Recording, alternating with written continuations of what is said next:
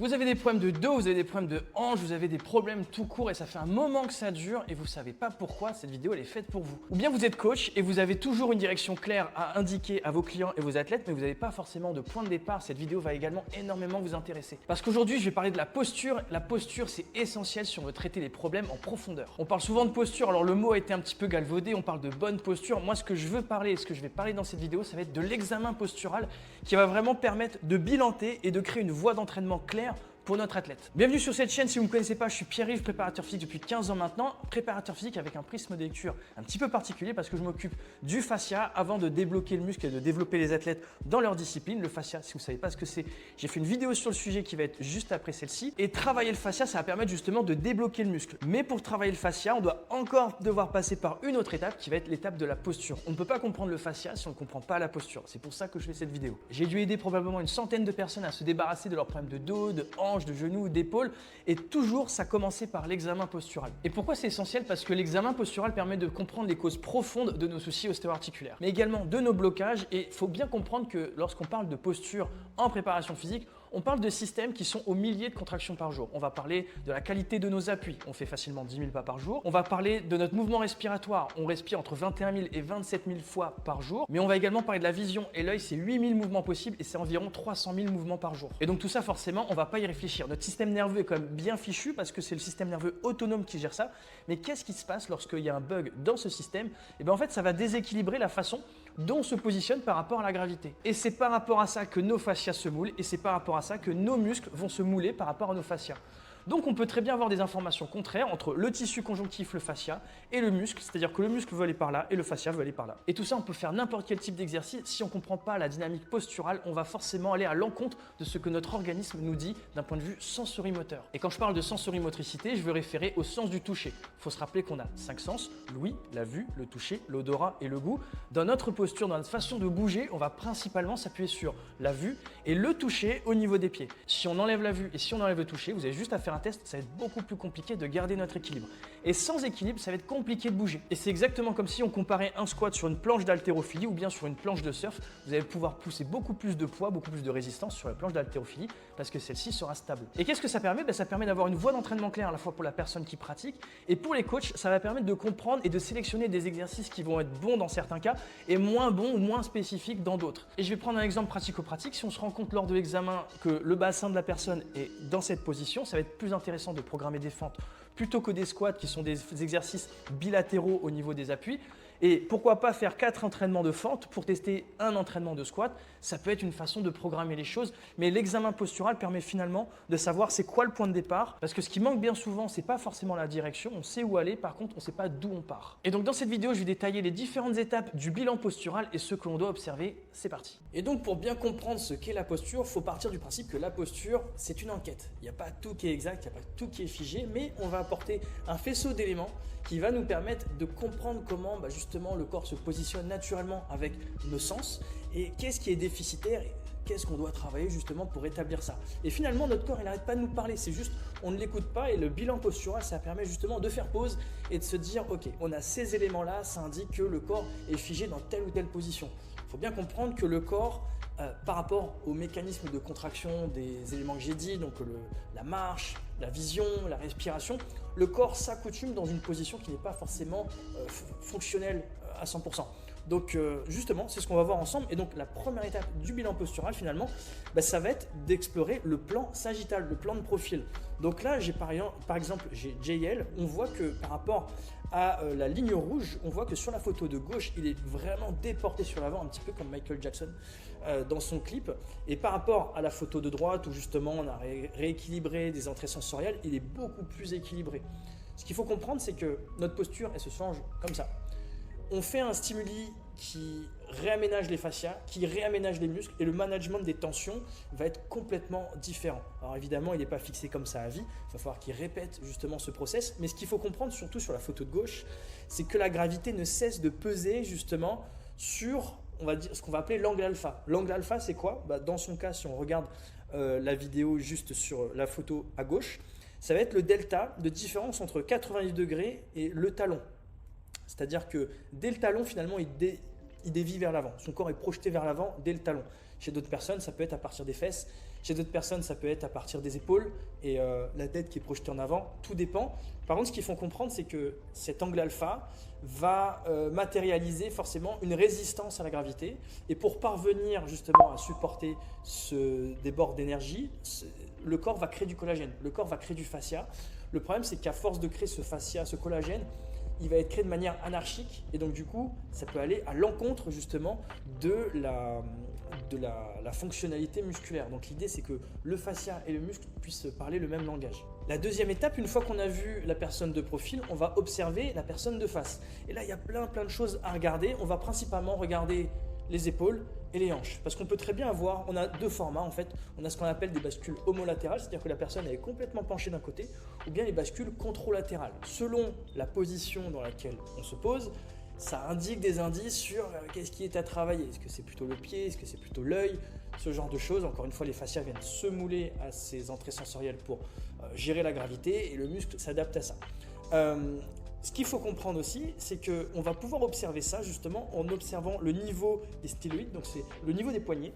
Et la personne va pouvoir se rendre compte que souvent elle a une main plus basse que l'autre ou une hanche plus haute que l'autre. Donc c'est ce que j'expliquais avec les bascules contralatérales ou homolatérales. Mais tout ça, ça se change très vite par les stimuli sensoriels que l'on peut exercer. Sur le plan frontal aussi, ce qu'on peut observer, ce qui est intéressant, c'est la position de la tête. On peut très bien voir ce qu'on appelle une latérocolie, c'est-à-dire que la personne, lorsqu'elle regarde de face, elle a une petite rotation de la tête naturelle, une petite inclinaison de la tête. Donc ça pareil, ça donne des indices sur quel œil est dominant, est-ce qu'on a l'oreille interne qui est déséquilibrée, il y a plein de choses à tirer comme information. Mais ce qu'il faut pouvoir observer, finalement, c'est un peu comme un jeu des 7 erreurs. Il faut observer qu'est-ce qui est par rapport à la norme, qu'est-ce qui est en dehors de la norme. Et après, l'objectif, c'est pas forcément de vouloir tout régler d'un coup, c'est de comprendre l'origine de pourquoi le corps s'est positionné là. Si on arrive à rectifier tout, c'est parfait, c'est magnifique, on a une voie d'entraînement. Après aussi, ce qu'il faut comprendre, c'est que la posture, c'est un peu comme un art. C'est-à-dire que moi, je l'interprète de telle façon, mais j'ai un prisme d'entraîneur. Je ne suis pas un thérapeute, mais on peut très bien avoir un posturologue podologue ou un posturologue ostéopathe. Il va avoir finalement les mêmes analyses, mais pas forcément les mêmes conclusions, pas les mêmes moyens d'action. Donc, moi, je fais une petite parenthèse là-dessus. Moi, ce qui m'intéresse dans la posture, c'est savoir qu'est-ce que je peux entraîner, comment je peux rectifier les choses. La symétrie n'est pas forcément la quintessence de la performance, la quintessence de la santé. C'est plus complexe que ça. Par contre, ça donne des indications. Alors, je fais une toute petite aparté. Si toutefois ça vous intéresse de mettre ça en place pour vous, si vous êtes athlète, j'ai mis un quiz dans la description qui permet de savoir quel type de reprogrammation serait idéal pour vous. Et si vous êtes coach, sachez que je fais des formations. Il y en a une prochainement à Rouen en septembre. Donc, n'hésitez pas, tout est dans la description. Une fois qu'on a vu le plan de face et le plan de profil, on va voir le plan transverse. Donc le plan transverse, si je devais prendre par rapport à cette tasse, donc le plan transverse, ça serait la caméra, hop, bon, j'ai utilisé du café comme vous pouvez le voir, mais ça serait une caméra vue du dessus, comme si j'avais une caméra au-dessus de moi. Et donc là, ce qui va être intéressant, ça va être de voir si le bassin, il y a une partie du bassin qui est un peu plus avancée par rapport à l'autre, ou une épaule qui est un peu plus avancée par rapport à l'autre. Et la personne peut très bien avoir l'épaule droite avancée et la hanche gauche avancée, elle va être en torsion, ou bien l'épaule droite avancée, la hanche droite également avancée, et là, elle va être en rotation complète. Donc tout ça, ça s'observe. Encore une fois, bon là, vous allez me dire, j'ai fait qu'une photo de main. La personne, je peux vous garantir, techniquement, c'est pas comme ça qu'on voit le test, hein, mais je peux vous garantir qu'elle n'était pas, d'un point de vue volontaire, en train de rétracter sa main gauche. Techniquement, ça se fait. J'avais pas de photo pour le coup pour cette vidéo, mais techniquement, vous avez juste à tendre vos bras, vous collez vos mains et vous redressez vos poignets. Et tout de suite, vous voyez si vous avez finalement une main un petit peu plus haute. Là, j'ai pas cette photo-là avec moi. Par contre, au niveau des hanches, ça va donner ceci. Donc là, la photo avant, c'est celle du bas. La photo après, c'est celle du haut. On voit qu'il y a un décalage, c'est-à-dire que la hanche droite est plus avancée par rapport à la hanche gauche. Et là, sur le plan fessier, on le voit bien par rapport à la ligne. Là, il y a un bon décalage. Bon, il y a à peu près, je dirais, un index d'écart entre la fesse gauche et la fesse droite. Ce qui est important, c'est que derrière, les muscles s'accoutument à ça. Donc, on pense quand on fait squat, imaginons qu'on est vraiment équilibré et bilatéral, mais finalement, on ne l'est pas tant que ça. Et 1 millimètre suffit à provoquer toute une série de compensations complètement différentes. C'est ça qu'il faut voir. Et ce qui est très important, c'est que là, j'ai volontairement cloisonné.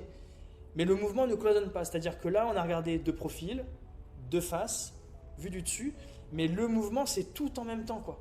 Et donc forcément, on va avoir des compensations sur les 3 plans de l'espace. Ça, c'est la base. On observe dans le bilan postural les 3 plans de l'espace. Maintenant, il y a des choses à observer qui vont être un petit peu plus en profondeur. Et la première chose à observer, ça va être notre soutien, notre appui. Donc, ça va être les pieds. Donc, pareil, il y a plein de choses à regarder du côté des pieds. On peut regarder la forme et la direction que prennent les orteils, la position de la cheville par rapport au pied, la position du talon par rapport au pied. Est-ce que le talon est vraiment décalé par rapport au mollet? Ce genre de choses, il y a plein de choses à regarder parce que ça nous donne des informations sur le côté sensorimoteur. Comment on ressent va se transmettre au niveau des fascias qui vont donner des informations au niveau des muscles qui vont manager justement la position des os. Et donc derrière, forcément, ça nous donne des informations, à savoir que c'est pas logique finalement que l'on soit debout. C'est-à-dire que nos pieds, on est 5 fois plus grand que notre base de support. C'est pas logique. Donc forcément, c'est un petit peu comme si vous jouez au billard en étant très loin et vraiment de manière imprécise. C'est ce qui se passe sur la façon dont on se met debout. Donc c'est très fréquent qu'il y ait une personne qui ait un pied dominant par rapport à l'autre. Le problème, c'est que c'est comme si on allait avoir, on va le voir un petit peu plus tard, un logiciel à droite versus un logiciel à gauche. Et ça se voit particulièrement lors de la marche. Là, on a par exemple une marche asymétrique. Donc, la personne fait talon, bord externe, gros orteil. Et à gauche, elle va faire talon, bord interne, gros orteil. Ce qui veut dire que, d'ailleurs, on voit au niveau de ses fesses, ça fait une espèce de pivot. Et là, on peut soupçonner vraiment des grosses tensions au niveau de la charnière L5-S1 qui fait figure de centre, de hub au niveau de la charnière finalement sacro-lombaire. Et c'est là où il y a beaucoup de tension. C'est pour ça qu'on parle beaucoup de discopathie L5-S1. Ça part de la posture. Ça part c'est exactement comme si vous avez un potager, vous avez 2 tuteurs de tomates et vous avez un tuteur qui est comme ça, un tuteur qui est comme ça. Forcément, les tomates, quand elles tombent par terre, elles ne vont pas tomber de la même façon. Une fois qu'on a regardé les pieds, qu'est-ce qu'on observe? On va observer les yeux. Donc les yeux, il faut comprendre qu'on a des muscles oculomoteurs et encore une fois, c'est exactement comme un déficit biceps-triceps. C'est pas inné que ces muscles-là soient équilibrés. Donc on imagine ça, c'est un œil. On va imaginer que là il y a le nez, donc c'est un œil gauche. On va avoir une corde ici pour regarder vers le haut, une corde là pour regarder vers le bas, une corde là pour regarder vers l'extérieur, ici pour regarder vers l'intérieur, idem en oblique. Je travaillais avec un spécialiste du système nerveux qui me disait qu'il y avait 16 muscles oculomoteurs. Je ne les connais pas tous.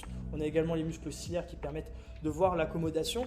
Donc, le test de convergence que je vais vous montrer ci-contre, ça permet de voir si finalement les 2 droits internes sont aussi forts l'un et l'autre. Et c'est très fréquent que la norme, ça devrait être de pouvoir joindre, les yeux doivent pouvoir rejoindre la racine du nez. Mais c'est très fréquent.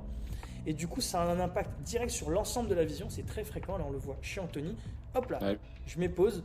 Là, on a un défaut de convergence. C'est-à-dire qu'à gauche, l'œil converge parfaitement. Et à droite, on a l'impression qu'il regarde sur le côté. Mais non, c'est simplement que ce muscle-là n'est pas assez fort. Et donc, du coup, il teste et paf, ça revient vers l'extérieur. En général, on a plein de symptômes au niveau de la vision, comme de la maladresse, le fait de se cogner, le fait, si on parle de sport, de décaler ses appuis. Parce que finalement, toute notre vision est impactée par ce déficit oculomoteur.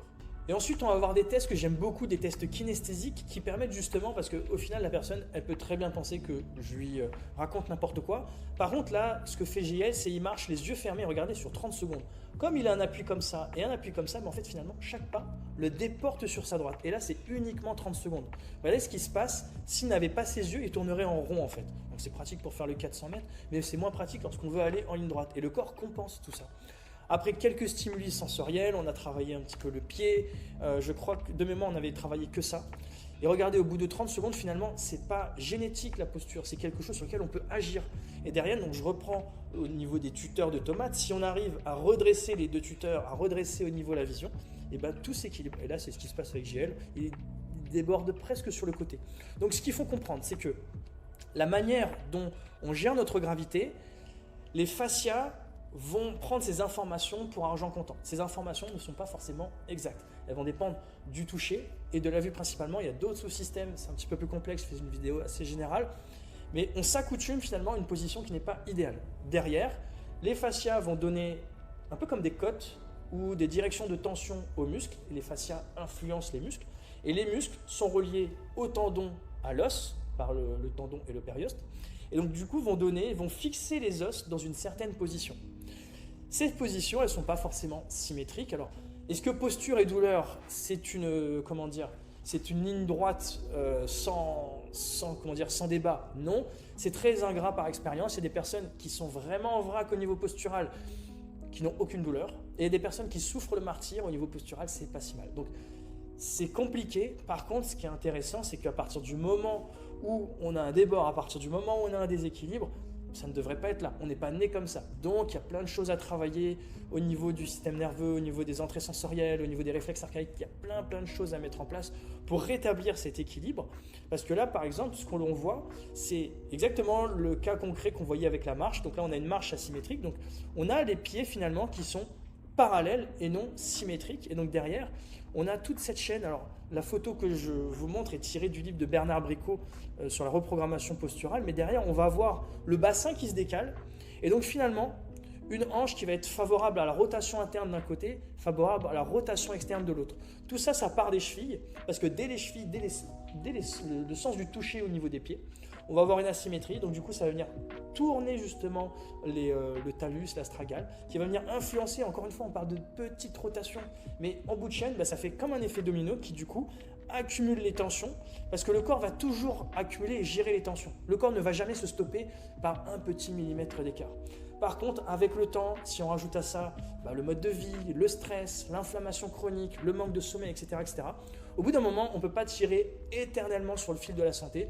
Notre corps est quand même très résilient, mais au bout d'un moment, ça casse. On va avoir deux choses, ou bien on va avoir quelque chose qui peut être grave comme la blessure, ou bien simplement une alarme qui dit hop, il y a quelque chose qui ne va pas.